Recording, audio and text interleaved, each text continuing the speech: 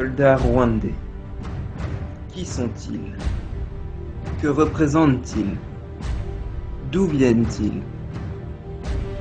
Les impérialistes occupent toute l'Afrique par le Congo avec ses 9 frontières.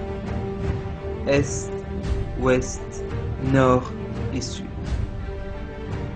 Qui sont les impérialistes? L'Amérique, la France et ses alliés de l'OTAN et leurs proches collaborateurs que vous connaissez, Israël. Quand on ne peut pas entrer par la porte, on entre par la fenêtre, le Rwanda. Quand il n'y a pas de fenêtre, il faut la créer. Des milliers et des milliers de morts, plus de 10 millions entre 1990 et aujourd'hui.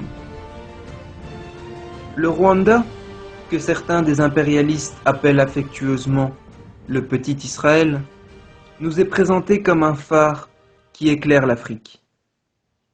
Il ne manque pas d'hommes de paille qui font figure de héros. Le prix de la création du Rwanda?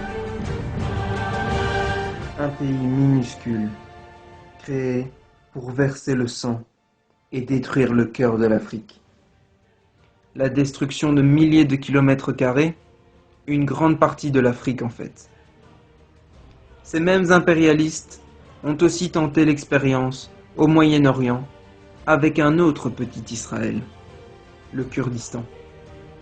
Tentative déjouée par Erdogan avec tout son courage et l'aide des Russes.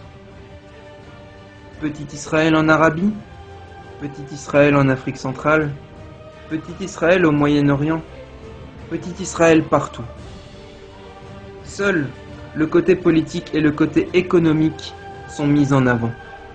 Mais on nous cache le côté religieux, ou on nous le présente d'une autre manière.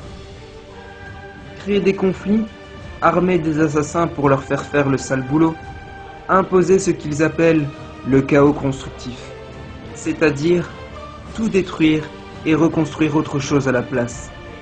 Quelque chose qu'ils ont imaginé eux, qui les arrange eux, en oubliant les veuves, les orphelins, les morts au combat.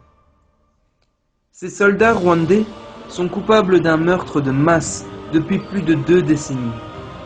Des criminels au service des impérialistes, du satanisme qu'ils veulent déverser partout, détruire nos États, peser sur notre religion et en prendre le contrôle. Soldats français, puis soldats tchadiens, et demain soldats rwandais, convaincus qu'ils mènent un combat patriotique, mais en réalité, c'est un combat messianique, au service du sionisme.